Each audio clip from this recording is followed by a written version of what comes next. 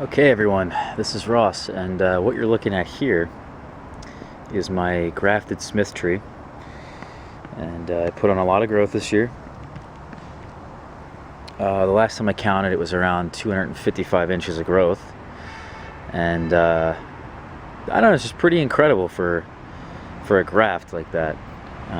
It is on a 20-gallon rootstock, and since this rootstock gave me so much growth, it's so vigorous, I kind of want to keep using it, you know. Smith's easily in the top 5-10 in terms of taste for a lot of people when it comes to fig trees, and I think this one deserves a large container, like a 20-gallon container, but I don't know, it's kind of high. It's you know, I want to use this 20-gallon rootstock again. So what I've done here in the beginning of the season is, you can see I put some air layers down there on the trunk, and some of you might not know you can do this, but you can. And let me just show you. This is a milk jug, and there's roots in here. You might not be able to see it on camera, but there's plenty of roots here, and it's in the fall. At this point, I seriously doubt this tree is going to grow much more. I don't think the roots are going to grow that much more. And this is filled too with roots as well. So I'm going to cut it off, and I'm going to put this tree here into a 10-gallon container, and then this will bring the trunk down so that it's at a more reachable height. And then the other advantage is that I can use this rootstock again and graft something onto it. I'm not sure if the standard pruning shears will work. The diameter of this trunk is pretty thick at this point, and I'm not sure if I can cut through that. So what I'm going to try to do is get under here,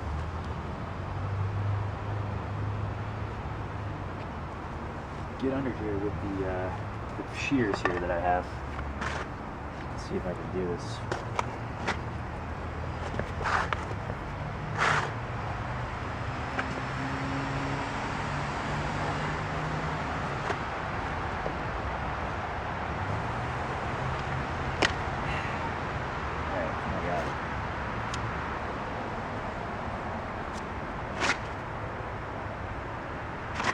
What is happening?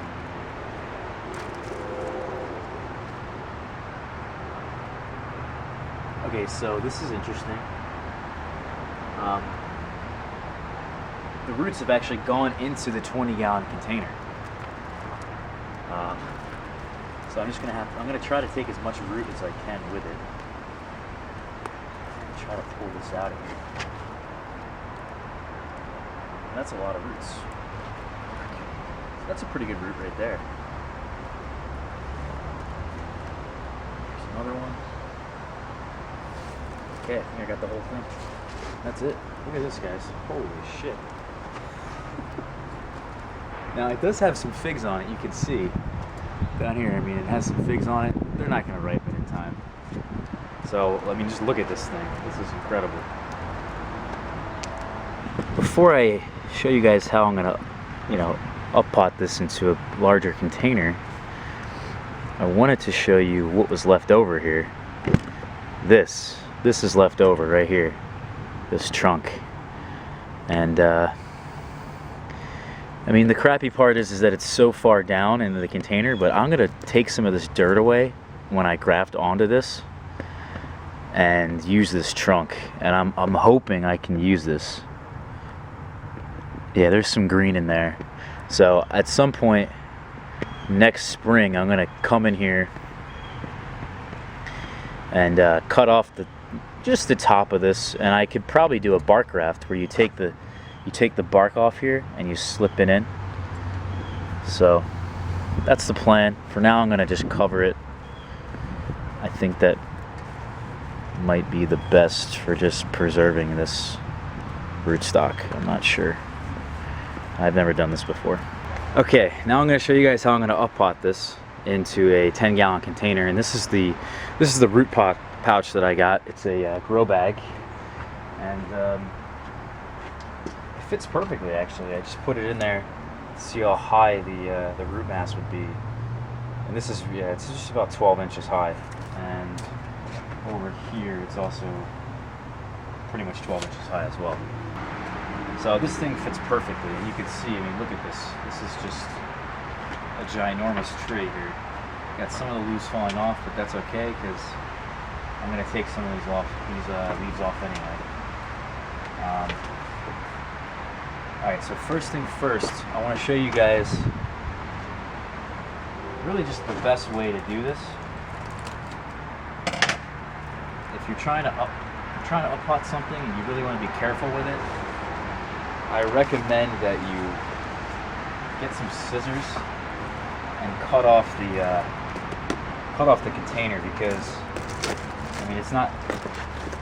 I already cut into it, but it's good just to cut this off, because I have some roots coming out of the drainage holes here, some out of just the bottom of it. So I really want to try to preserve as many roots as I can. If you're doing an air layer, if you're uppotting cuttings, you just really want to preserve as much roots as you humanly possibly can. So that's what I'm going to do right now, is just cut this off. Preserve as many roots as I can. And I've got a whole mix of stuff here that I want to show you guys what I use. And I mean, there's a lot of things you can use when you're growing containered fruit trees. It really is. I really wouldn't necessarily say one thing is just so much better than the other, but what you do need when you're growing any kind of containerized plant, especially fruit trees, is that you want something that's well drained in the container. That's like #1 priority. And a lot of people, what they do is they'll use the 5-1-1 mix or the 4-1-1 or some variation of that, which is great. You know, it's very well draining, but I think it lacks nutrients. The bark in it does break down, which is nice, but that takes a while, and you really just have to feed the hell out of your trees, and I just don't like it. So I kind of gone with my own mix here. Actually, not really my own mix. I get it from a local nursery, and I can show you guys. It's called Just Natural, and it's a soil conditioner. It's not actually a potting mix. Potting mixes are naturally, they're going to make them well draining, but a soil conditioner is even more well draining than that. Not as nutritious as a potting soil, but this soil conditioner is made out of 50% compost and 50% pine bark fines. And you can see here, let me just get a handful of this stuff. I mean, look at this. It's black. It's, you know, the fines in here are very fine. And I just think it's more nutritious than a 5-1-1 mix. And that's my, I mean, there's compost in it versus peat moss. So, you know, half of the mix of a 5-1-1 is more than half of the mix is peat moss. So peat moss is pretty much sterile, and I just think there's better ways to do it. So, you know, experiment. If you can find this stuff near you, that's great. It's not even that expensive. I get a bag of this Just Natural soil conditioner for, God, what do I get it for? $7 for a 1.5 cubic foot bag of it, which is pretty cheap. I mean, I could go to Home Depot and get a potting mix there from Dr. Earth for the same size, and it would cost me $4 more. Here's the end result. Each container, it's got some pretty good roots. You know, there's some roots down here. The upper container had a lot more roots in it. I think it's gonna do just fine. So let's put this thing in here. Try not to disturb the roots as much as I can, but at the same time, I don't want them to be circling. So I'm gonna kind of just get the edges out and try to encourage roots to not circle anymore. Okay, so I got this in place here. And what I want to do now is add my micronutrients and everything else I'm going to put in the container. Now this right here is green sand. I'm going to add about 2/4 cups worth of this. And I'm just going to mix this around the bottom, mix this around the roots as much as I can. Try to get this in contact with the root zone. And yeah, that's it. Same thing here, I have rock phosphate. I'm going to add the same amount, 2/4 cups. And this stuff is amazing. But again, it does have to be in contact with the roots for it to work. And people swear by this stuff. I'm starting to swear by it. But it's just great for when you up-pot things into new containers. It just does such a nice job. And then here I've got gypsum. Put some more micronutrients in here. Here I have some lime. Great for micronutrients. I don't like the fact that it raises the pH. I really don't think that's a great thing for figs, especially since I was using it as a mulch this year. And then lastly, I have some Epsom salts, and I'm just going to sprinkle this in here. A little bit more. Okay. So we added our micronutrients, and normally I would add the fertilizer in here as well at the same time, but the thing is with the fertilizer is that right now, this part of the season, it's the fall, everything's going to go dormant very soon. I really don't want these things growing too much more than they have. I want them to harden off if they can. Alright, so there you have it. All the micronutrients are in there. Now we just got to add some soil.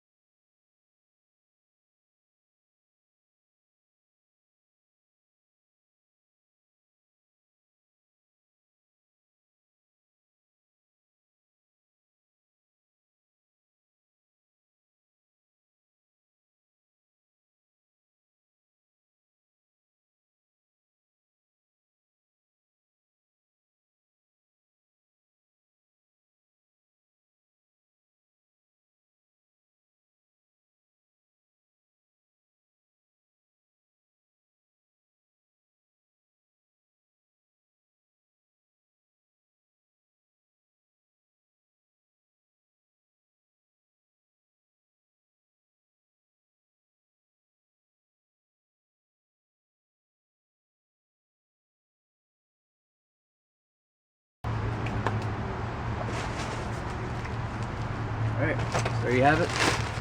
Just gotta add some mulch to the top layer and then I'm done. Oh, actually that's not 100% true because I need to take off some growth off the top to kind of balance the tree. Alright, so let's take some of this growth off. First, if there's any figs on an air layer, you want to take them off.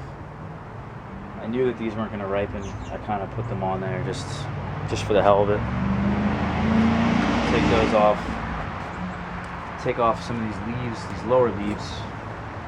Specifically, I really want to take off any leaf that has rust on it. This tree has a lot of rust, and these leaves are going to fall off anyway. So I might as well just take them off now. You know? And any leaf that's kind of going in towards the center, I want to take that off too, because that's just going to encourage more rust.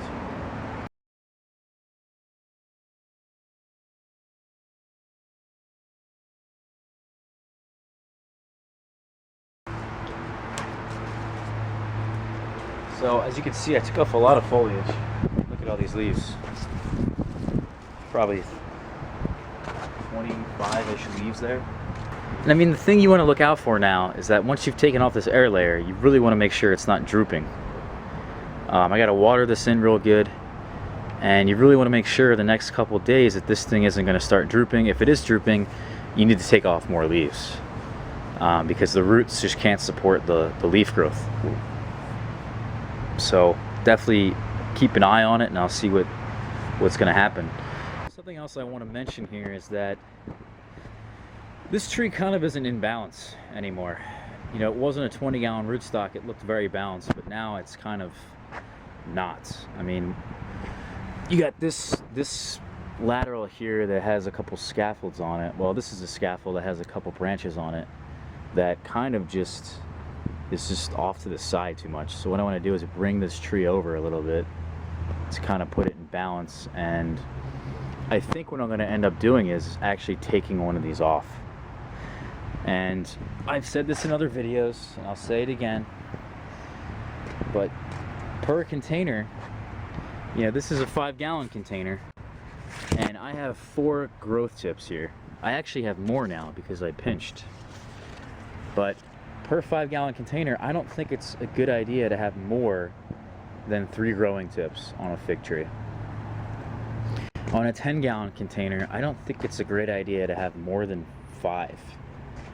If you have more than 5, I think you should think about your tree and see how well it did the previous year. And you know, it might just be more productive the next year if you cut out one of those tips. Right now, this tree has 1, 2, 3, 4, 5, 6, 7, 8, 9, 10 growing tips. That's just way too much.